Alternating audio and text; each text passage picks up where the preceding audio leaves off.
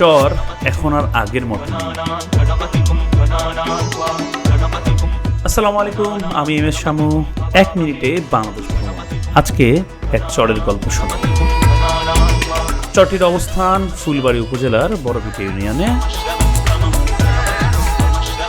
এখানে গড়ে উঠেছে জনপদ হচ্ছে চাষবাস।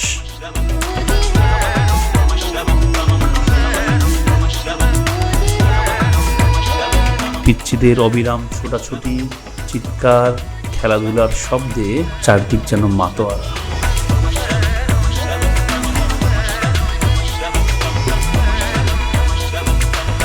বারবার পলি পড়ে জমি হয়েছে উর্বর এবং সেখানেই হচ্ছে চাষবাস। যাদের চর ভালো লাগে, সবুজ ভালো লাগে, প্রকৃতিতে নিভৃতে ভ্রমণ করতে চান, একবার হলেও ঘুরে আসতে পারেন, আপনার মন ভালো হয়ে যাবে। আজকে এই পর্যন্তই, দেখা হবে অন্য কোনো দিনে অন্য কোনোখানে।